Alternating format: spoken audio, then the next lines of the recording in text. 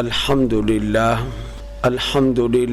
نحمده ونستعينه ونستغفره ونؤمن به ونتوكل عليه ونعوذ بالله من شرور أنفسنا ومن سيئات أعمالنا من يهده الله فلا مضل له ومن يضلله فلا هادي له ونشهد أن لا إله إلا الله وحده لا شريك له ونشهد أن سيدنا ومولانا محمدا عبده ورسوله أما بعد فأعوذ بالله من الشيطان الرجيم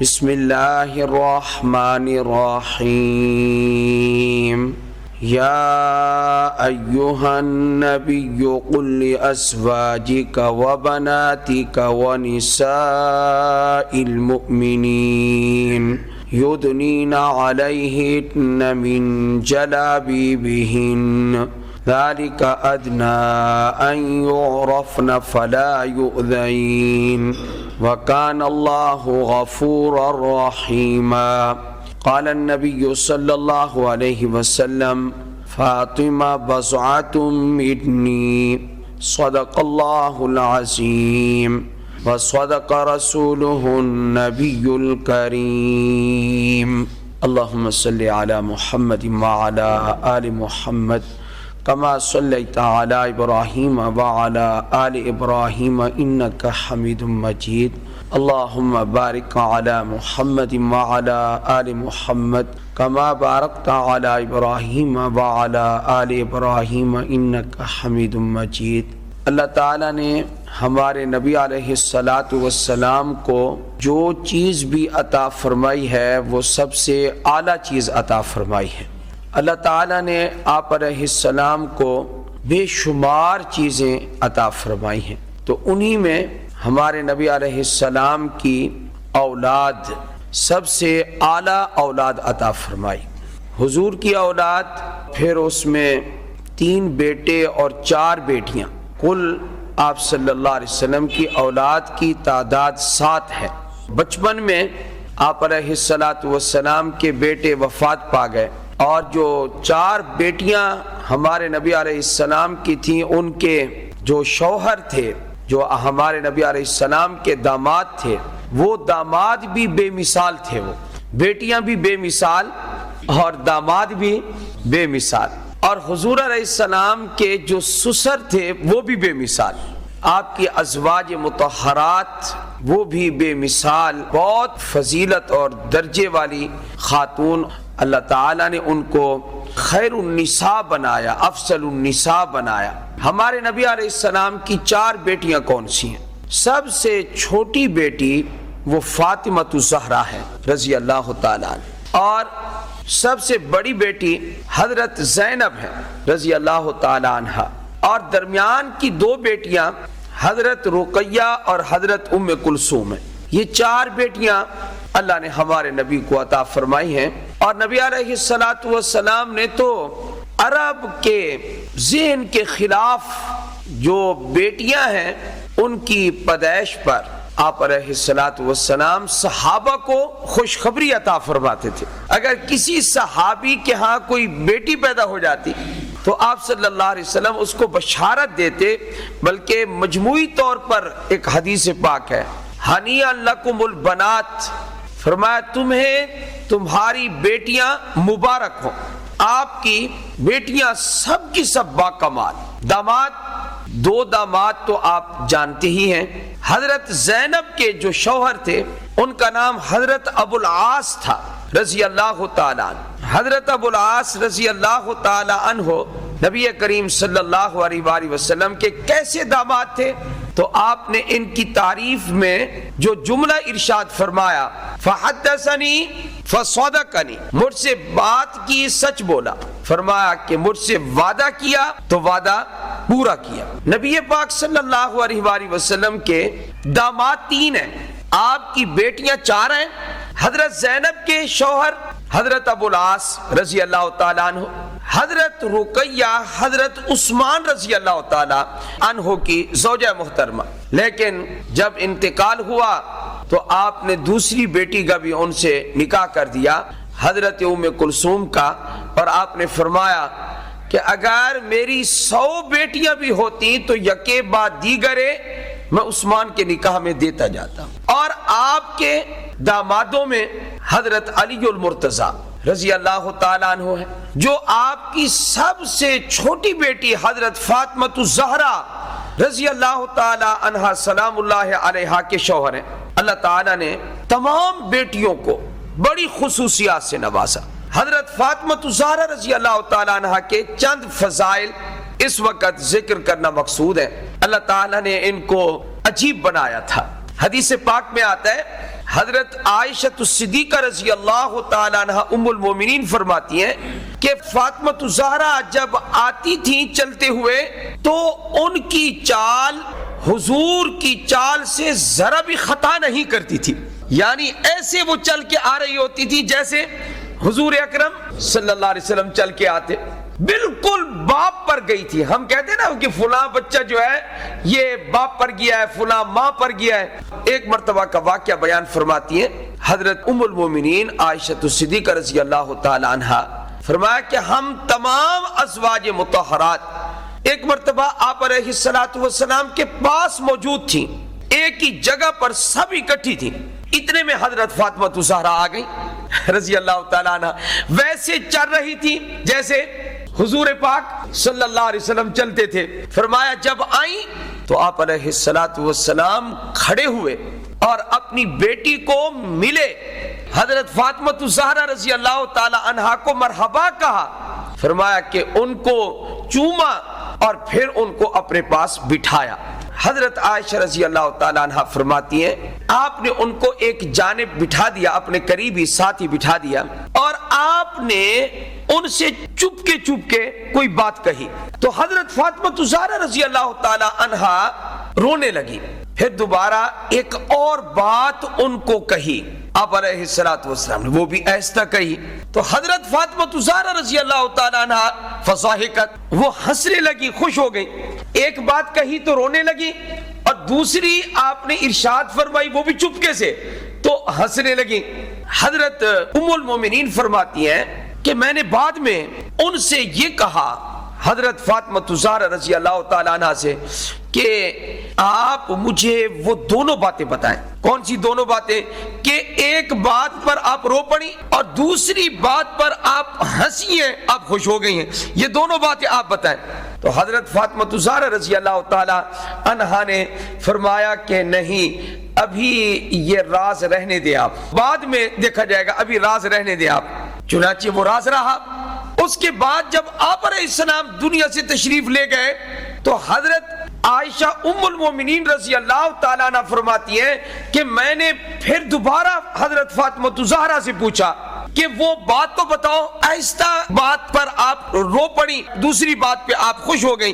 تو حضرت فاطمہ الزہرا رضی اللہ تعالی عنہا نے کہا نعم، اب میں وہ بات بتاتی ہوں کہ اب وہ کیا بات ہے. پہلی جو بات آپ صلی اللہ علیہ وسلم نے مجھ سے کی ہے وہ یہ فرمایا کہ اے فاطمہ، جبریل علیہ السلام اس مرتبہ قرآن پاک کا دور کرنے کے لیے آئے رمضان میں، تو ہر سال دور کیا کرتے تھے ایک مرتبہ، لیکن اس سال قرآن کریم کا دور انہوں نے کیا 2 مرتبہ.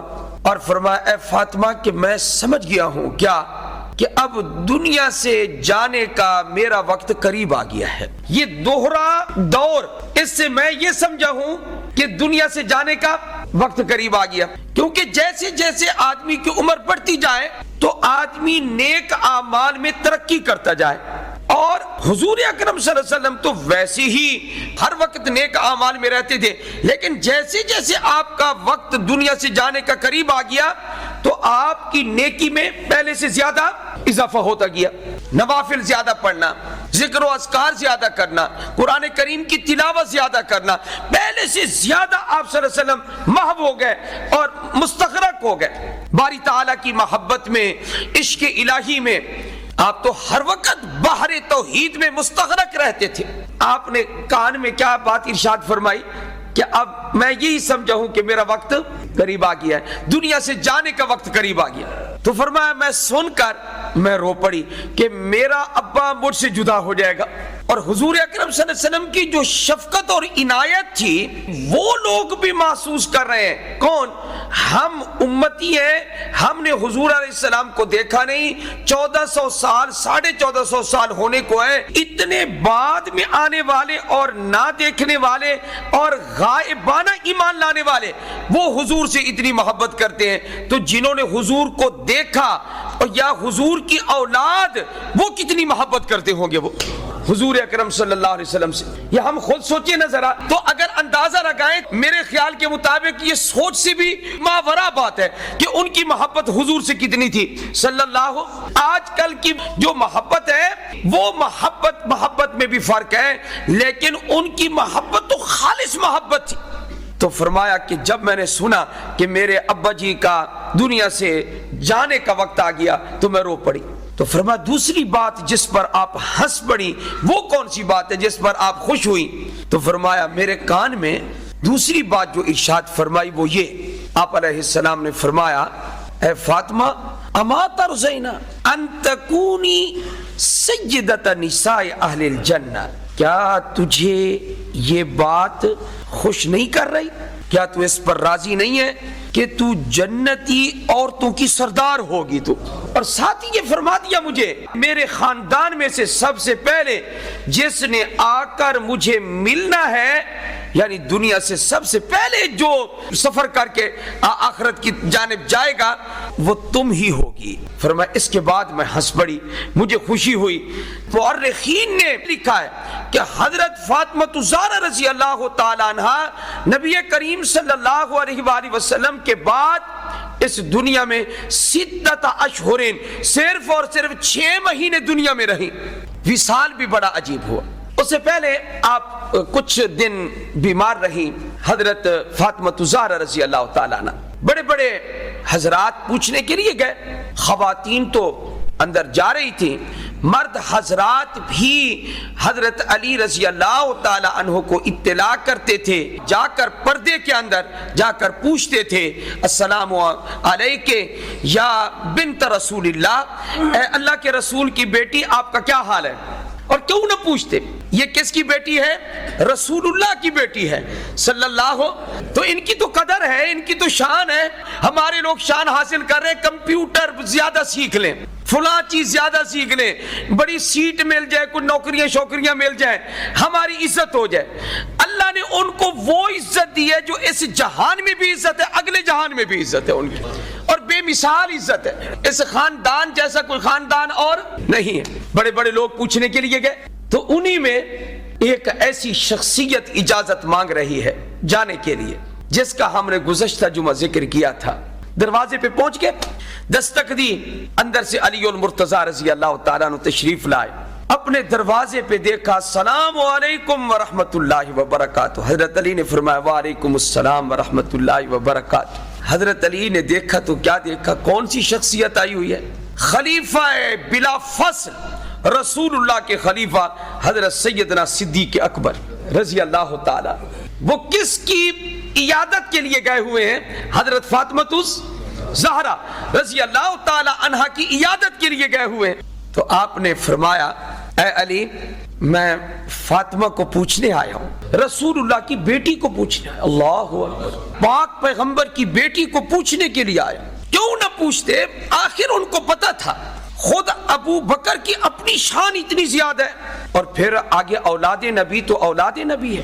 تو فرمایا میں پوچھنے کے لیے آیا ہوں۔ فرمایا اچھا، حضرت فاطمہ الزہرا رضی اللہ تعالی عنہا سے میں پوچھ کے میں آتا ہوں، اے ابو بکر میں آتا ہوں، میں اطلاع کرتا ہوں۔ حضرت علی اندر گئے، حضرت علی رضی اللہ تعالی عنہ نے جا کر اپنی زوجہ محترمہ کو، رسول اللہ کی بیٹی کو صلی اللہ علیہ وسلم کیا جا کر کہا؟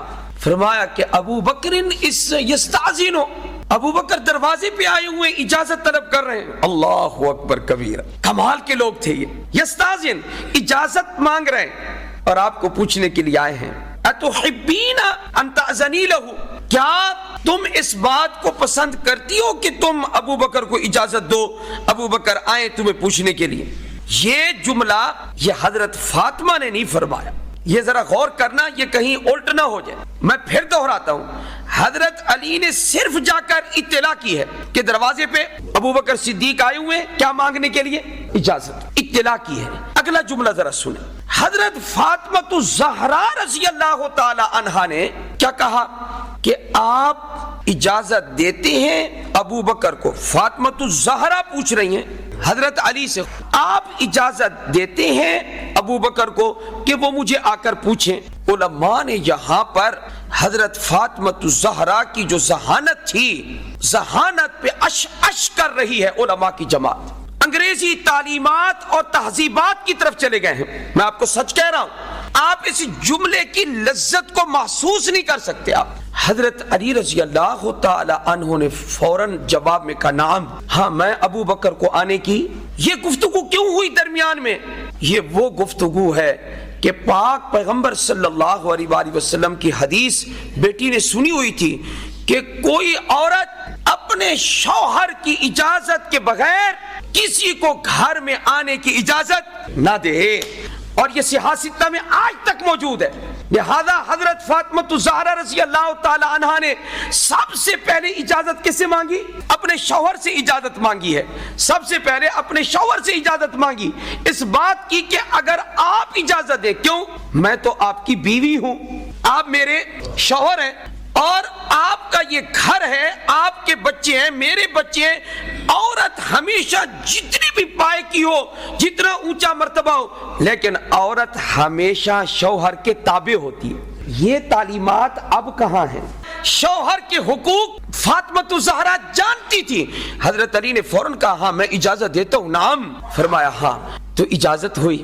تو حضرت فاطمہ الزہرا رضی اللہ تعالی عنہا کے دل پر ایک ملال تھا حضرت ابو بکر کے بارے میں. جب حضور دنیا سے گئے تھے، آپ کو انبیاء کی وراثت کا مسئلہ تفصیلاً ابو بکر نے تو سمجھایا. آپ فاطمہ الزہرا نے گفتگو کی تھی کہ وراثت کے بارے میں، والد کی وراثت. تو آپ نے پھر حدیث سنائی. کیا فرمایا کہ انبیاء علیہم السلام کی وراثت جاری نہیں ہوتی، ان کی علمی وراثت ہوتی ہے، ان کی روحانی وراثت ہوتی ہے. تو حضرت نے یہ جملہ دہرا دیا کہ اے فاطمہ آپ کیسی ہیں، آپ کی طبیعت کیسی ہے، ہمارے رسول کی بیٹی آپ کی طبیعت کیسی ہے، یہ پوچھا. اور ساتھ ہی فرمایا کہ میں نے آپ کو اس وقت مسئلہ آپ کی خدمت میں عرض کیا تھا اور آپ کو حدیث پاک سنائی تھی اور آپ خاموش ہو کر واپس آ گئی تھی. آپ کے دل پر میرے بارے میں کوئی بھی ملال ہو، کوئی بھی ناراضگی ہو، تو ابو بکر آپ کو راضی کرنا چاہتا ہے. اس خاندان کو ابو بکر کبھی ناراض. اور جو ابو بکر نے جملہ کہا، فرمایا کہ اے فاطمہ تو جانتی ہے نا کیا کہ اس گھر کے لیے، اس گھرانے کے لیے میں نے اولاد بھی وقف کر دی، میں نے مال بھی وقف کر دیا، میں نے اپنا گھر بھی وقف کر دیا، میں نے تو سب کچھ اللہ کی رضا کے لیے وقف کر دیا. یہ تو تجھے پتا ہے نا. ہاں فاطمہ تو دنیا سے جانے سے پہلے ابو بکر سے راضی ہو کے جا. کہ بڑی عزت تھی ابو بکر کے دل میں خاندان نبوت کی. اور اصل میں کام بنتا ہی کس سے ہے؟ احترام سے بنتا ہے، ادب سے بنتا ہے. ہاں جب تک ہم ادب نہیں کریں گے تو ہماری عبادات میں بھی لذت نہیں ہوگی. یہ خاندان ہے، اس کا احترام واجب ہے. فرمایا کہ گفتگو کرتے رہے، ابو بکر راضی کرتے رہے. فاطمہ دنیا سے جانے سے پہلے ابو بکر سے بالکل کیا ہو کے جاؤ؟ راضی ہو کے جاؤ. فرضیت حضرت فاطمہ الزہرا نے فرمایا ابو بکر میں تم سے راضی ہوں. حضرت فاطمہ الزہرا راضی ہو کر گئی. اور آج کل دیکھو کیا کچھ کر رہے ہیں، اپنی کیا سے کیا کر دیا. مولانا محمد ادریس کاندلوی رحمۃ اللہ علیہ کے پاس ایک آدمی آیا، اس کے دل میں صحابہ کے بارے میں کوئی میل تھا، تو وہ آ کر گفتگو کرنے لگا. تو مولانا ادریس کاندلوی رحمت اللہ علیہ نے ایک ہی جملہ فرمایا اور اس کو کہا دیکھ بات سن، صحابہ پہ کوئی اعتراض نہ کر. کیوں؟ اس لیے کہ صحابہ کو، ازواج مطہرات کو، بنات رسول کو، اہل بیت نبی کو، سب کو اللہ نے جنت میں داخل کر دیا ہے. اب اب بحث کر کے تو جو کہتے ہیں یوں اور یا، تو کسی کو جنت سے نکلوا سکتا ہے؟ اگر تو نہیں نکلوا سکتا تو خواہ بحث کرنے کی کوئی ضرورت نہیں ہے۔ اللہ ہم سب کو ایمان پر قائم رکھے۔ وآخر دعوانا ان الحمدللہ رب العالمین۔